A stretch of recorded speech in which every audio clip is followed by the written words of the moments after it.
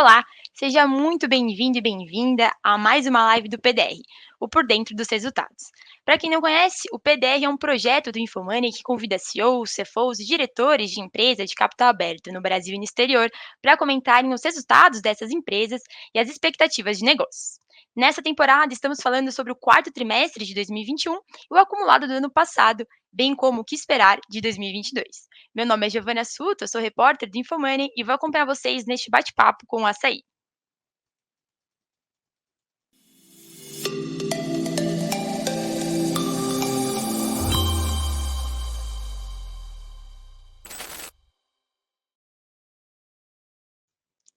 Antes de apresentar os nossos convidados, um recadinho rápido para vocês. Não se esqueçam aí de curtirem o vídeo se vocês gostarem do conteúdo. E se vocês ainda não são inscritos no nosso canal aqui no YouTube, façam a inscrição para vocês não perderem nenhuma live do PDR, que vai até o fim de março, comecinho de abril, tá bom?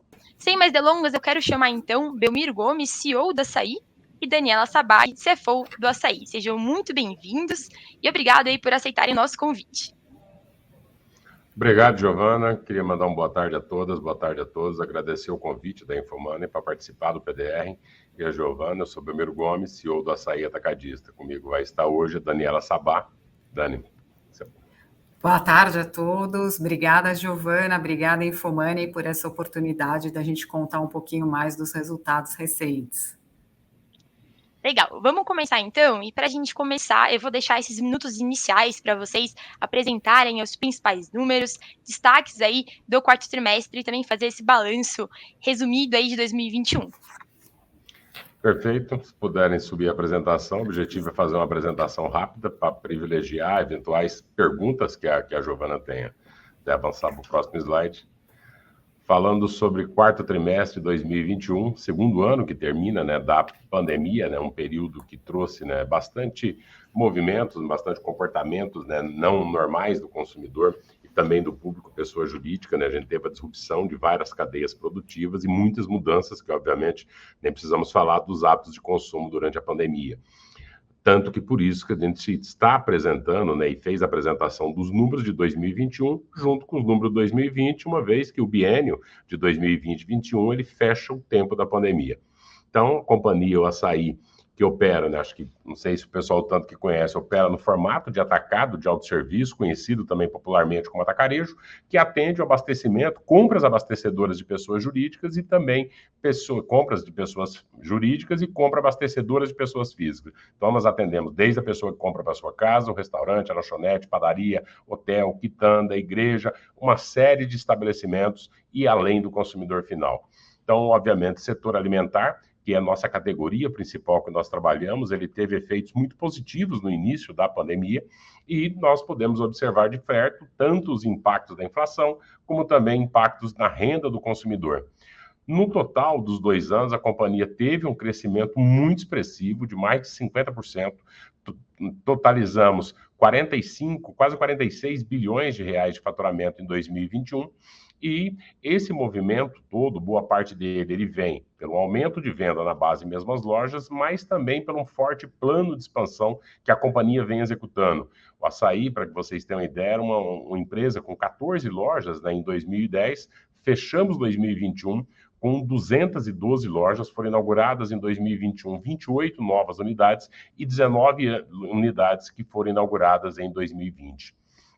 Durante esse período da pandemia, nós continuamos a gerar emprego, continuamos a tocar um plano de expansão bem forte na nossa visão e totalizamos 2021 com 60 mil colaboradores. Ou seja, a Açaí é hoje uma das 10 maiores, também entre as 10 maiores empregadoras privadas do Brasil. 2021 foi o ano recorde em abertura de loja. Queria destacar muito esse ponto, que provavelmente a gente vai falar sobre um outro movimento forte de expansão, que é a aquisição que nós fizemos das lojas do Extra Hipermercado. E pós-cisão com GPA, até 2020, o Açaí ele era uma subsidiária do Grupo Pão de Açúcar. Na virada de 20 para 21, nós fizemos a segregação, o spin-off das duas companhias, e 2021 foi o primeiro ano do Açaí com, digamos assim, com a vida solteira ou solto em 2021, com ações listadas na Bovespa e também com a DRs listada na Bolsa de Nova York. Nesse primeiro ano, a companhia, além do movimento de venda, na nossa visão, nós tivemos um movimento, um resultado bem expressivo, com evolução significativa na margem EBITDA, ela chegou a 3,3 bilhões de reais, praticamente 8% de margem EBITDA.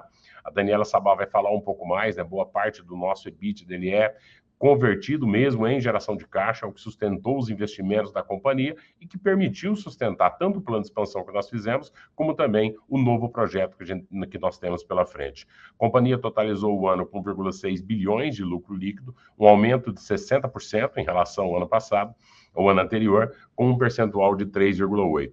Dos trimestres, né, o quarto trimestre de 2020, ele tinha sido um trimestre muito forte. Quando se olha o comportamento dos trimestres, somado o biênio, eles foram parecidos, mas no final de 21, dado o efeito base de 2020 e uma menor atividade, principalmente restaurantes, atividades ligadas à alimentação fora do lar, no período agora do final de ano, que impactou ainda a continuidade da pandemia, impactou muito ainda as festas de Natal e de Ano Novo, nós tivemos uma progressão menor no final de 2021 em relação aos outros trimestres. O quarto trimestre foi fechado com 12,6 bilhões de venda, uma evolução de 8,1 em relação ao ano anterior, mas com um ganho muito importante, tanto na margem EBITDA como no lucro líquido. A companhia optou por um movimento no quarto trimestre do ano passado de fazer uma preservação das margens, uma vez que boa parte do comércio, que é um público muito forte do nosso setor, ele não estava comprador, havia uma incerteza muito grande, especialmente dos empreendedores de food service, sobre a viabilidade, sobre estocagem para Natal e também para Ano Novo. Se avançar no próximo slide. Falando um pouco, só complementando, as 28 novas unidades, né, no total, para que vocês tenham uma ideia, né, elas foram distribuídas, né, em diversos estados do Brasil. Nós tivemos, no total, mais de 14 lojas, né, dentro aqui da região sul e sudeste. 28 novas unidades, são grandes lojas, né, quando a gente fala 28 lojas, parece, né, pouco. Mas para que tenha uma ideia, nós demos uma soma, né, só de carrinho para essas lojas de cliente, dá 30 quilômetros de carrinho, aproximadamente 70 quilômetros de corredores, as 28 unidades juntas, né, e no total foram quase 500 mil de metros quadrados de área construída, totalizando 967 mil metros quadrados de área de venda do açaí, um acréscimo de 20% em relação ao ano anterior. Pode avançar. Um avanço importante, né? Até a cisão com GPA, os canais digitais da nossa visão, ele era atendido como grupo pela bandeira Pão de Açúcar e pela bandeira Extra. Depois da cisão, o açaí ele começa agora a sua vida no universo digital. Nós fechamos uma parceria, né, com 2 Last Mile, que é a Corner Shop e também o Rappi. Novas novidades deve ter esse ano também, pela uma mudança significativa que nós devemos fazer no nosso aplicativo, para também disponibilizar ao cliente, que não pode muitas vezes vir numa loja, para que ele possa comprar com a comodidade através do seu aplicativo, através do app, para uma compra rápida. Pode passar para o próximo slide. No total, né, acho que destacando, né, esses gráficos ele mostra a evolução, o quão forte foram os 2 últimos anos para o nosso negócio. Parte disso, obviamente, ele está impulsionado por um aumento da inflação alimentar, mas também tem o efeito de 2020, o aumento de abastecimento, aquele mega abastecimento que foi feito pelas famílias também no início da pandemia e principalmente ao nosso plano de expansão para essas 47 lojas que foram abertas e também para o final de 2019 nós fizemos a abertura de outras 18 unidades com performance muito forte. Então, a receita líquida da companhia, do mesmo jeito que a receita bruta cresceu 50%, a receita líquida acompanhou esse movimento de 51% no biênio e 17% dentro desse último, na comparação de 21 para 2020, e, mais importante, com o avanço de market share, nós ganhamos share em todas as regiões do Brasil que o açaí está atuando. Desde as regiões tradicionais, o açaí ele nasceu no Sudeste, então nós temos uma presença muito forte no estado de São Paulo, mas também na região Norte, região Nordeste, Centro-Oeste e em outras regiões do Brasil. Né? E um destaque, né, nós conseguimos manter, né, dado que o açaí, acho que de todos os players que operam no setor, é o que tem a maior diversidade de formatos. Nós operamos loja até de 1.500 metros quadrados, 3.000 metros quadrados, 5.000 metros quadrados, até 8.000 metros quadrados de área de venda, né? E a aceitação e a boa política do açaí junto a diversos público-alvo faz com que a companhia tenha a melhor performance de venda por metro quadrado do mercado, totalizou R$ 4.500 por metro quadrado ao final de 2021. Pode avançar para a próxima página. O EBITDA ajustado Dani vai comentar um pouco mais, ele totalizou 3,3 bilhões de reais, aproximadamente disso, quase 90% virou caixa, acho que pode passar. E o lucro líquido, como eu já falei inicialmente, ele tem um avanço significativo, o lucro líquido ele cresce mais do que o volume de venda nos 2 anos e mesmo no último ano, uma evolução de 60% em relação, né, ao período de 2019 a 2020, né, nos 2 anos aproximadamente 78% de evolução do lucro líquido, no total 1,6 bilhão de reais. Parte desse lucro líquido ele tem um reconhecimento de créditos fiscais, de subvenção, mas esses créditos são créditos que nós tem virado até a boa parte deles recorrente, né? A companhia não tem gerado um acúmulo maior de imposto a recuperar, fazendo com que o resultado, o EBITDA da companhia realmente seja traduzido em caixa. Pode passar para a próxima slide.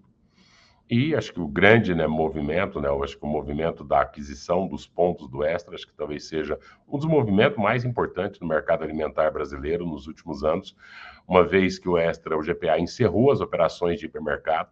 Das 103 lojas que eram operadas, 70 lojas nós negociamos, que são lojas que, na nossa visão, elas são aderentes ao formato atacarejo, aderente ao formato de atacado. O atacarejo no Brasil hoje é o maior canal em termos de participação nos domicílios brasileiros. É um canal que ele tem atendido muito forte, tem aumentado a participação em todos os segmentos, em todas as classes sociais, mas um dos grandes motivadores desse projeto foi que o setor ele cresceu recentemente no mercado imobiliário muito elevado, então a maior parte das lojas do formato, seja do Assaí, seja de outros players, elas estavam localizadas muito mais nas regiões periféricas das cidades.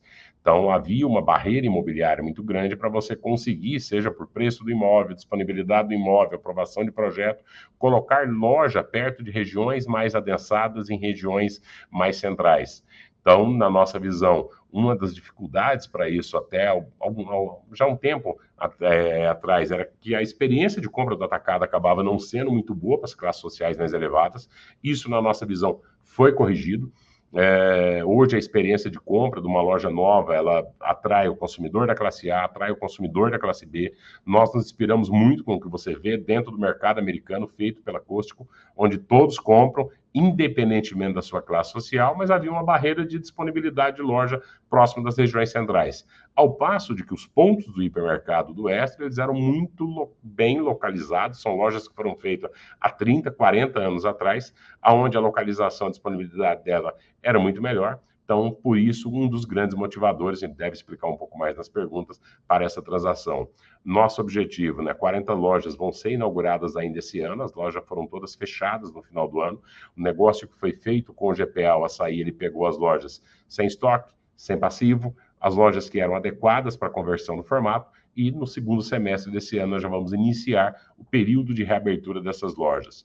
Ao longo, antes da cisão com o GPA, nós já tínhamos convertido 26 lojas do Extra em Assaí. E os resultados dessas conversões, eles são extremamente satisfatórios, são bem, o desempenho delas, tanto em performance, rampa de maturação, é muito acima do nosso parque orgânico, né? Para que vocês tenham uma ideia, né? Em média, né, nós temos triplicado o faturamento do que o Extra faturava numa unidade dessa, numa loja Assaí. E a margem EBITDA dela, os resultados, até porque ela tem um ticket médio maior, nós conseguimos ampliar o sortimento que nós operamos nessas lojas.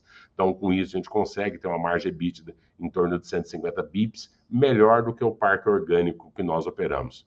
Pode avançar para a próxima página. O cronograma de todo esse movimento. Então, vai ser um ano muito também dedicado à expansão. O objetivo é que nós inauguramos esse ano aproximadamente 50 novas unidades, seja entre conversões do Extra e lojas orgânicas que estavam em andamento. Importante destacar, né, que o Assaí ele já tem dentro do seu parque, né, uma quantidade grande de lojas, seja por compra de ponto, seja também por expansão orgânica, né, o que nos permite traçar um plano muito agressivo, ousado de expansão para os próximos anos e agregar para chegar no faturamento no final de 2024, com mais de 300 lojas em operação nos estados do Brasil e mais de 100 bilhões de faturamento bruto. Pode passar. E aí, um pouco, a companhia teve necessidade de fazer o aumento da alavancagem. A Dani vai poder nos destacar um pouco mais sobre a alavancagem e o trabalho que foi feito na questão financeira pós-cisão com o GPA. Muito obrigado, Dani, com você. Obrigada, Belmiro.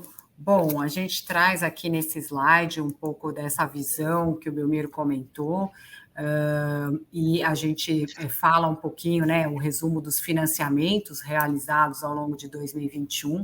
A gente fez refinanciamentos da ordem de 5,6 bi, levou a uma redução do custo da dívida da companhia em cerca de 1 ponto percentual, né? Então, CDI mais quase 1,50 aqui, a gente conseguiu também alongar o prazo médio, que era de menos de 2 anos e agora mais de 4 anos. Então, hoje é 4,2 anos, né?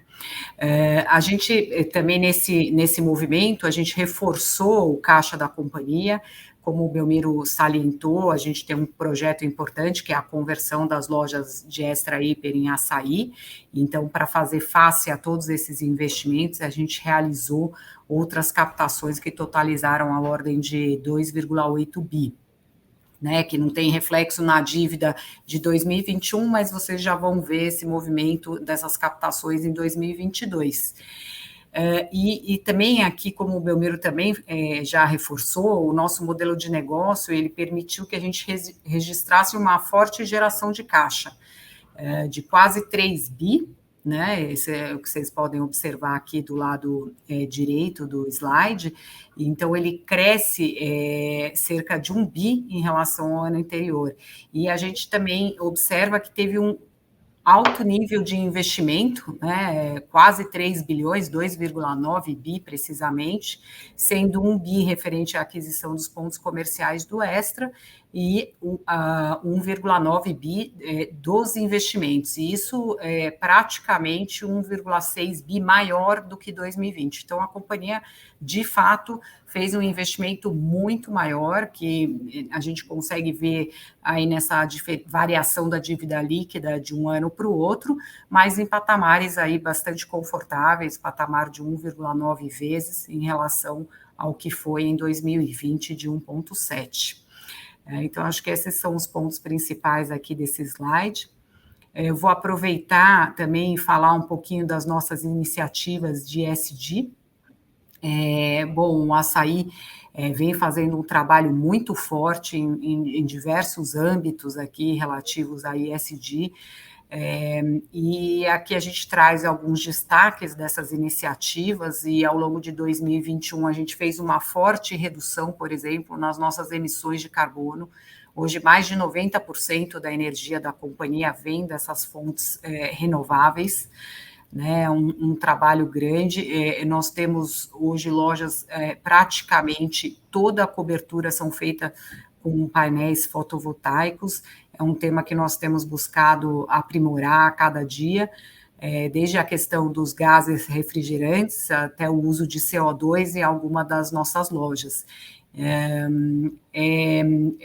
Fora isso, também dentro do tema de pessoal, hoje o Assaí tem quase metade da nossa liderança, 45%, né, da nossa liderança formada por negros e pardos, que já representa 65% da nossa força total de trabalho. Também um tema importante da liderança feminina, 26% do nosso quadro já são representados por mulheres, um avanço de 3 pontos percentuais em relação ao ano passado. PCD também, a gente evoluiu muito e já, embora a prática do mercado seja em torno de 5%, o Assaí já conta com 5,4% de PCDs na sua força de trabalho, e acho que um destaque importante, o Belmiro até dividiu isso no call de resultados, né, o quanto a abertura de lojas do Assaí tem gerado novos postos de trabalho, e no ano passado nós conseguimos gerar 11 mil postos de trabalho, que é um número bastante expressivo, né. Acho que esse é um destaque importante. Além disso, esse slide traz aqui, no que se refere à doação de alimentos, o Assaí tem tido uma participação bastante ativa a formação, né, através da Universidade Açaí, que promove cursos de capacitação para colaboradores, lideranças, para formar novas lideranças, né, dentro desse processo de transição do Açaí. É um trabalho bem forte que nós temos feito com o pequeno empreendedor. É um trabalho, um programa, né, que tem capacidade, acho que todos esses aspectos aqui, a gente entende que tem uma capacidade de ampliação, porque agora a gente também conta com um novo braço social decorrente da cisão com o GPA. O Açaí lançou, né, o Instituto Açaí, em linha com todo esse propósito, e pode ampliar muito mais as ações sociais, todas essas iniciativas que a gente apresenta aqui nesse slide. Então, acho que essa é a minha contribuição. Eu passo agora a palavra de volta para o Belmiro, aliás, para a Giovana, né, Giovana? Legal, pessoal. Vocês destacaram aí os principais pontos, e vamos começar, então, para a parte de perguntas, né? Vamos ali começar nosso bate-papo direto. Eu quero começar com esse plano de expansão que vocês destacaram, né? O Açaí inaugurou as 28 lojas em 2021, e pelo que vocês falaram, vocês vão manter esse ritmo também nesse ano, né? Mais 50 lojas nesse ano, né? Eu queria que vocês comentassem como a empresa vai continuar mantendo esse ritmo, e também a importância dessa estratégia de ampliação de loja física para esse ano de 2022. Obrigado, Giovana. Como foi dito, né, boa parte das lojas desse ano, essa aceleração, ela vem de lojas oriundas da aquisição do Extra, que serão transformadas, né, convertidas em Açaí. Nós vamos reduzir um pouco a orgânicas. Nesse ano nós já inauguramos 3 novas unidades, hoje nós estamos com 215 lojas em funcionamento. Então, a meta para esse ano é ter pelo menos 10 lojas orgânicas, pode ser que esse número ainda seja um pouco maior, tem algumas decisões ainda que dependem de alvará, e pelo menos 40 novas unidades que virão da conversão de lojas da Extra Hiper. Então, ou seja, a companhia mantém seu plano de expansão.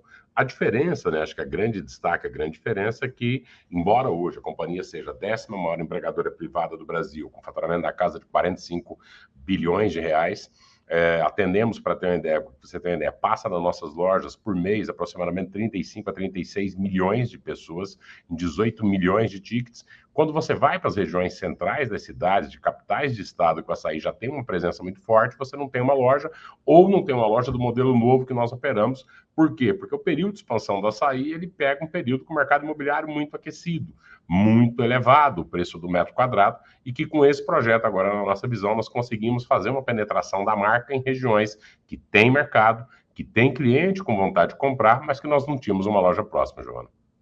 Vocês podem comentar algumas regiões que vocês devem estar abrindo as novas lojas aí esse ano? Para que você tenha uma ideia, das 70 lojas, 63 ou elas são numa capital brasileira ou na sua região metropolitana, em uma das principais localizações de cidades como Campinas, Sorocaba, São José dos Campos, Santos, uma quantidade significativa de lojas aqui dentro da grande São Paulo, em regiões muito, muito fortes, em pontos extremamente nobres, mas também cidades como Goiânia, Belo Horizonte, Salvador, Recife, João Pessoa, Aracaju, Natal, Fortaleza, Distrito Federal e assim sucessivamente. São 63 grandes lojas, são pontos, né, muito bem conhecidos, pontos de grande destaque nas suas regiões. Nós estamos na fase final agora de conclusão das negociações com os proprietários, ainda tem aproximadamente 8 lojas que nós estamos concluindo agora a parte final. Nossa expectativa é que esse mês a gente possa divulgar a lista definitiva de lojas. Tem, né, dado que houve o fechamento dos Extras, tem uma ansiedade do mercado, seja do mercado de algumas cidades dessas, como eu falei, por parte da imprensa, por parte de lojistas que operam essa loja, por parte de fornecedores, querendo saber quais são as lojas, né? Então nós esperamos ainda em março estar divulgando a lista definitiva das unidades que serão transformadas. E considerando esse impacto, né, da conversão efetiva das lojas Extra ser esse ano, né, qual impacto vocês estão prevendo nos próximos balanços da empresa, com o negócio, de fato, funcionando no fim do ano? Bem, a maior parte dessas lojas elas vão ser abertas no segundo semestre, então elas têm uma contribuição ainda dentro desse ano, mas a contribuição em venda das 40 lojas vai entrar mais provavelmente no quarto trimestre, mas a gente já deve ter um reflexo na evolução de vendas do açaí esse ano. O objetivo da companhia é ter um crescimento acima dos 20% dentro do total ano, né? Ele deve ser superior a esse número, principalmente com a entrada dessas novas unidades. É esperado que possa haver uma ligeira compressão da margem EBITDA, até porque a quantidade, né, é normal que num período de expansão, num período de inauguração de lojas, nós fazemos investimento em marketing, fazemos investimento em margem também, em ofertas, em promoções. Então, nós estimamos, né, que essa quantidade de lojas que vão ser inauguradas no ano, ela possa pressionar a margem EBITDA no ano em aproximadamente 0,5 ponto percentual em relação ao que nós tivemos no ano passado, mas nós devemos ver mesmo a contribuição de faturamento no ano de 2023, né, que aí essas unidades já vão ter o período inteiro do ano, e 2024, dado que em 2023 as lojas, né, que não foram convertidas ainda, que nós não conseguimos esse ano, elas devem ser abertas no primeiro trimestre de 2023. Legal. E ainda nesse tópico da expansão, né, queria passar aqui para o digital agora, né? Vocês falaram que estão nessa aceleração de expansão das lojas físicas e também comentaram das parcerias aí com a Corner Shop e com a Rappi, né? Queria que vocês detalhassem um pouco mais como vão funcionar essas iniciativas nesse ano, o que o cliente pode esperar de novidade em relação a isso. E também queria que vocês comentassem se a ideia é avançar a estratégia digital aí no mesmo ritmo que a estratégia física. Tem sim um avanço, obviamente a gente olha o digital, né? Nosso foco é loja física, até por isso essa quantidade de lojas novas, né? E as conversões, mas a gente sabe que tem uma sociedade cada vez mais, né, com a busca digital. A ideia, sempre o objetivo é fazer um complemento para que o cliente, muitas vezes, seja por comunidade, que ele não consiga ir numa loja física, ele possa fazer a sua compra. O objetivo da companhia nesse momento é fazer isso sempre o e-commerce através de um last mile. Mas há uma série de outras iniciativas digitais que a gente deve anunciar agora no segundo tri e no terceiro trimestre do ano, que não necessariamente passam muitas vezes por e-commerce, né? Muitas vezes o digital, se você tem um universo gigantesco, né? Em várias pesquisas que nós fazemos com clientes, né? Você tem uma série de demandas e, por incrível que pareça, o e-commerce aparece na 16ª colocação. Quando você olha, ele fala bem, ele quer saber o preço do produto que ele está indo buscar. Se você tem sugestão, principalmente agora que a inflação está em alta, sugestões de marca que poderiam ser o substituto, se a loja tem fila, o preço do produto e algumas outras demandas que o cliente tem. Então, o objetivo, né, dentro do mercado, tem chamado de digital, né, que é a junção do físico com o digital, é dar um avanço numa série de serviços digitais para o nosso cliente, seja ele consumidor, seja também para pessoa jurídica. Boa. Outro ponto também, você comentou isso, a questão da inflação, né? Porque o setor alimentar é um setor essencial, né? E aí, comparado com outros setores, sofreu um pouco menos aí durante esses 2 anos de pandemia. Vocês tiveram resultados positivos, né? Como vocês bem mencionaram. E eu queria que vocês comentassem também como vocês avaliam o impacto da pandemia nos negócios daqui para frente, né? Passados esses 2 anos aí de crise, quais as experiências vocês obtiveram, né? E o que vocês esperam daqui para frente? Porque além dessa questão da pandemia, que agora já está melhor, né? Mas ainda é um cenário de pandemia, tem a questão da inflação alta e também desemprego. Como vocês estão avaliando esse cenário macro aí para os negócios? Bem, como você bem falou, né, inflação em alta, preço dos produtos elevado, renda das famílias brasileiras não seguiu, então você tem impacto no comércio de modo geral. O alimentar, por motivos óbvios, ele sofre menos do que os outros setores, do que setores ligados a bens duráveis, né, e outras categorias, né? Às vezes o pessoal esquece isso na hora de avaliar a ação, né? Mas, no fim, alimentar, por motivos óbvios, ele tem uma sua resiliência natural. E no nosso caso, né, nós somos o formato hoje, aí não somente o açaí, mas o formato de atacado é o formato de menor preço hoje que atende a população brasileira. Então, quando tem um movimento de alta de preço, um movimento de maior, não usar a palavra crise, que a palavra crise é complicada, quando você tem um cenário mais desafiador em termos de pressão de preço, óbvio que seja um hard discount em alguns países, que é o que faz o papel de vender com preço mais baixo, ou no caso do Brasil, atacado, ele acaba colhendo um pouco de migração de clientes de outros formatos que devem passar a se abastecer no canal. Nós vimos isso ao longo de 2020, não somente naquele primeiro momento, foi aquele mega pico de abastecimento da pandemia, mas houve uma mudança significativa até de hábitos, seja naquelas compras abastecedoras que os clientes faziam, e nisso o atacado consegue se posicionar como uma opção hoje de ofertar preço baixo e, como eu falei, também uma boa experiência de compra.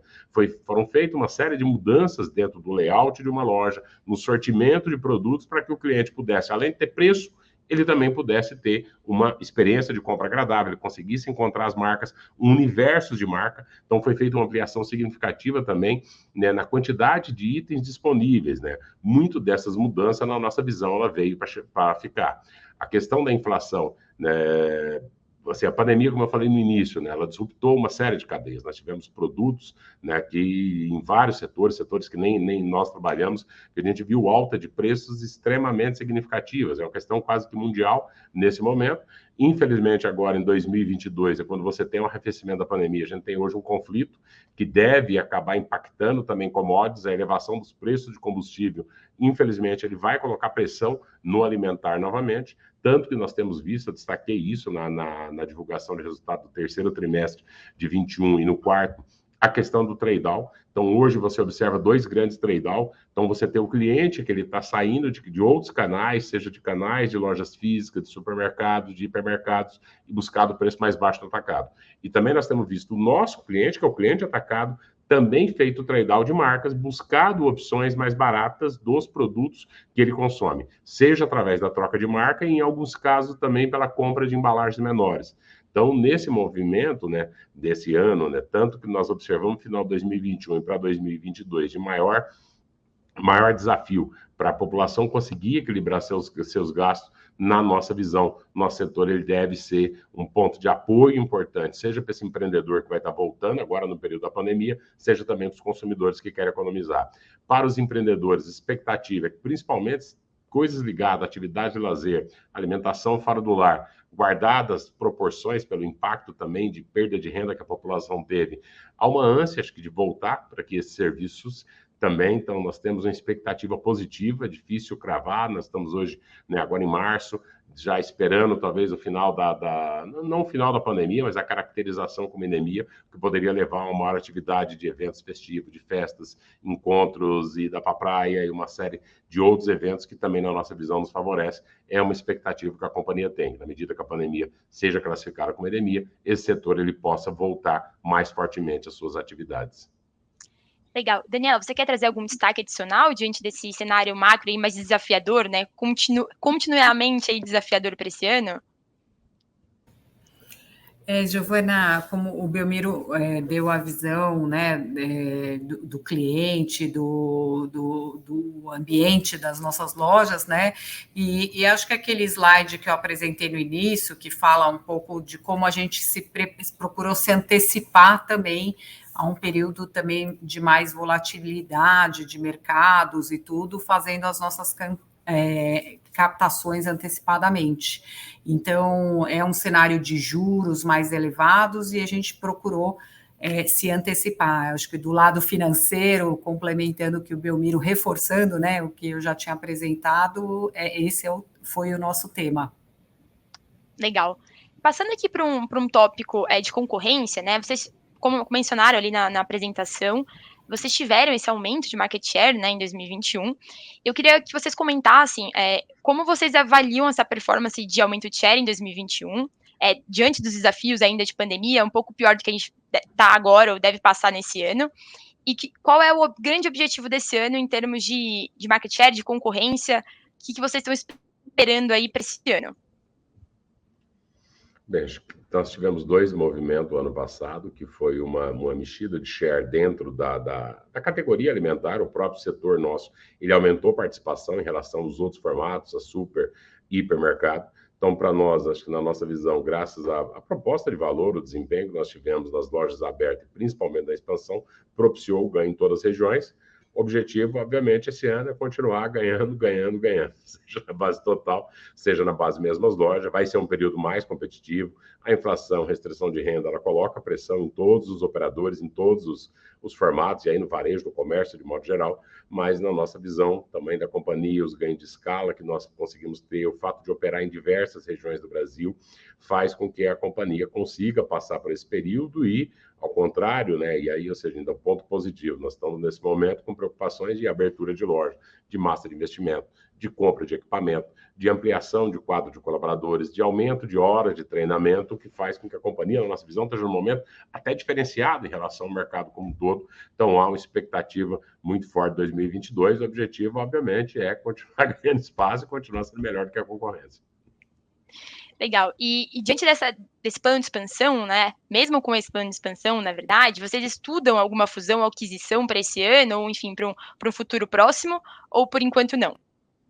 Não, nesse momento o objetivo da companhia, assim, olha, pode ser que apareça alguma oportunidade, você nunca pode falar, né? Mas o alvo agora, o grande objetivo é realizar a conversão dessas lojas, como eu falei, né? A conversão do hipermercado para a loja atacada, né? Talvez até para dar um pouco mais de conhecimento para o público. Parece algo simples que o doação alimentar, mas é necessário intervenção significativa na estrutura do prédio, troca-se o piso da loja, o telhado da loja, o sistema de incêndio, o sistema hidráulico, o sistema... Então, ou seja, o grande objetivo da companhia é fazer a reabertura dessas unidades o mais breve possível.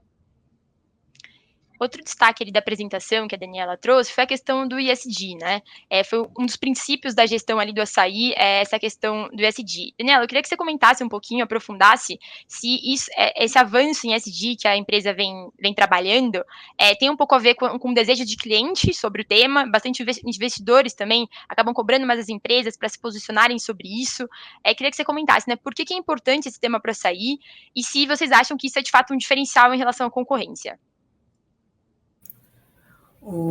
Giovana, na verdade, o trabalho que o Assaí vem fazendo em ESG é muito anterior à listagem da companhia, né? A gente listou há quase um ano, né? Um pouquinho mais de um ano, e esse trabalho, acho que o Belmiro, se quiser destacar algum ponto específico, ele pode trazer, mas toda essa base, né, de energia renovável, painéis fotovoltaicos, assim, eles já são indicadores significativos antes mesmo da gente pensar em fazer a listagem da companhia. Então, é uma iniciativa muito de dentro do Assaí, olhando para esse mercado, entendendo as oportunidades, e não simplesmente para atender. Eu acho que esse é o diferencial, como você falou, em relação a outras empresas, que a gente não fez esse movimento pensando numa demanda de investidor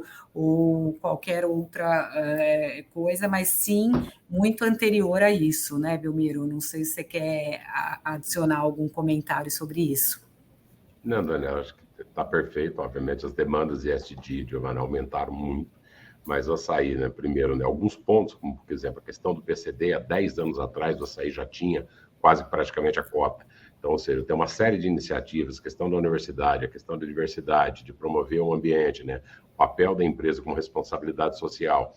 Né? Também, obviamente, nós somos beneficiados um pouco porque boa parte das lojas também são novas. Nelas, nós adotamos uma série de processos construtivos de menor impacto ao meio ambiente. Então, isso faz com que, mesmo antes até de ter uma maior visibilidade, um maior nível de atenção do mercado nos temas de ESG, né, que a companhia já tivesse muito antes até da cisão, muito antes até da listagem da companhia individual. A primeira placa solar que nós colocamos no telhado, numa loja, que, salvo engano, foi em Cuiabá, há 5, 6 anos atrás. Então, a companhia já vinha num processo de troca de refrigerantes. Nós temos também uma demanda muito grande pelo nosso controlador, o Grupo Casino, que está listado na França, e, obviamente, esses sistemas eles estão mais evoluídos, né, na França do que aqui no Brasil, mas a nossa visão hoje no mercado, a SAEC também é uma referência nesses temas também tão importantes que precisam estar na pauta de toda a administração de companhias, não somente as de capital aberto, mas também as de capital fechado. Legal.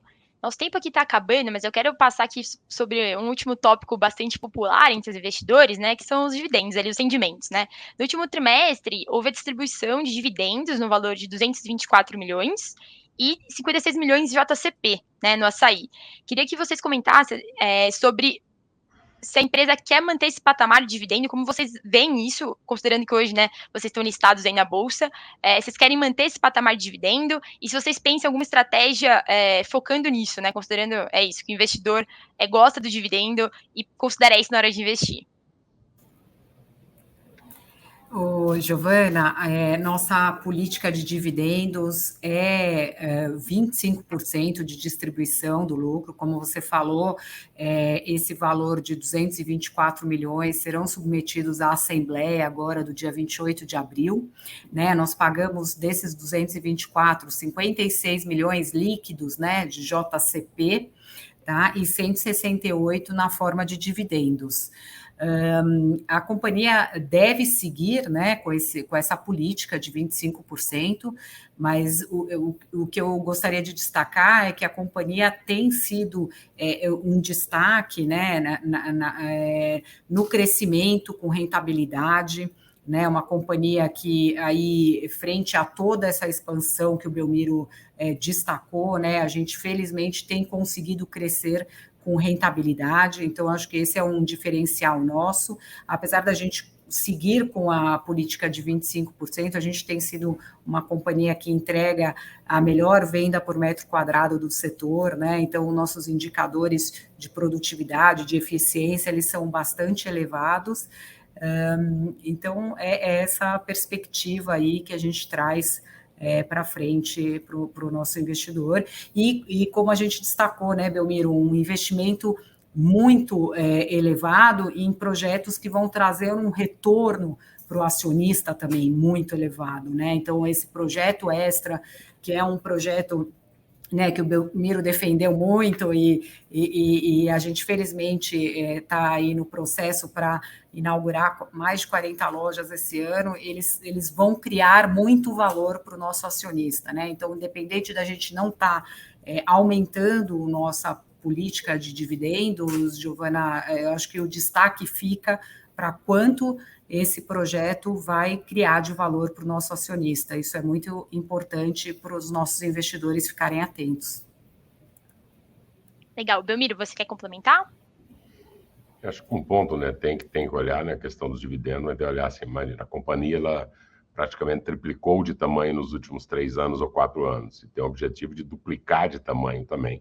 Então, como o processo, como a Dani colocou, né, de conversões do Extra, ele deve começar já a dar os seus frutos agora no terceiro ou quarto trimestre desse ano. Então, é esperado também uma captura de valor no papel, na ação, né, além da questão da manutenção de dividendos, nós estamos numa fase de investir no futuro, investir para ter as 300 lojas, investir para ter uma posição maior, uma participação de share maior dentro do mercado alimentar brasileiro, né? E acreditamos que a hora, né, muito boa para entrar até antes disso acontecer, dado que há uma expectativa de captura significativa também no papel com esse movimento, né? O histórico da administração da companhia tem mostrado a capacidade que a companhia tem de se reinventar, de se ajustar, seja em anos muito positivos, seja em anos que o mercado teve mais desafiador, né? Para que você ter uma ideia, nosso CAGR de crescimento em vendas é em torno de 30% ao ano, mais de uma década seguida, né? A companhia faturou em 2010, ela faturava em torno de 3 bilhões de reais e chegou, né, no final de 2021 a 46 bilhões de reais sem ter feito nenhuma aquisição. 100% desse crescimento de venda, ele veio pela abertura de novas unidades, sejam lojas orgânicas, sejam conversões de loja de hipermercado, sejam compras até de pontos de outros tipos de comércio que também nós fazemos, né? Então, a companhia tem um histórico, né? A administração tem um histórico de entrega muito forte. Acredito que isso é um fator muito positivo, dado que, diferente da expansão orgânica, que muitas vezes você tem dificuldades, né, em aprovações de alvará, identificação de pontos, né? Muitas vezes, quando você estima, fala, vou abrir 100 lojas, eu tenho que ainda identificar os pontos. Não é a situação da SAI nesse momento, né? Todas essas lojas que nós colocamos até a 300, elas estão definidas, então, seja pela expansão orgânica, seja principalmente, né, do grande impulsionador da expansão do açaí, que foi essa aquisição dos pontos do Extra. Então, a companhia ela deve ter um valor para capturar no papel e deve também, pós o período de reabertura dessas lojas, ter uma geração de caixa, uma queda rápida também dos níveis de alavancagem, uma vez que a companhia ela é autogeradora de caixa, e também aumentando os níveis de retorno para os nossos acionistas, seja ele o acionista controlador, seja também os acionistas minoritários. Legal. Pessoal, infelizmente o nosso tempo chegou ao fim. Eu quero agradecer o Belmiro e a Daniela pela conversa e por terem aceitado o convite novamente. Obrigada aí pelo tempo e pela participação de vocês. Muito obrigado. Da minha Obrigada. parte, agradeço. Obrigado a todos, obrigado a todas. Obrigado, Giovana. Obrigada, pessoal. Legal, gente. Pessoal, a live vai ficar gravada aqui no YouTube, então não se preocupem aí, que será possível desde o início para quem chegou depois. E, aliás, todas as lives do PDR vão ficar salvas e vocês podem acompanhar a agenda completa na matéria que eu vou deixar aqui na descrição do vídeo. Por fim, não se esqueçam aí de curtir o vídeo, se inscrever no nosso canal do YouTube se vocês ainda não são inscritos, para serem notificados de todas as lives de PDR desse mês de março e também do comecinho de abril. Eu vou ficando por aqui e até a próxima!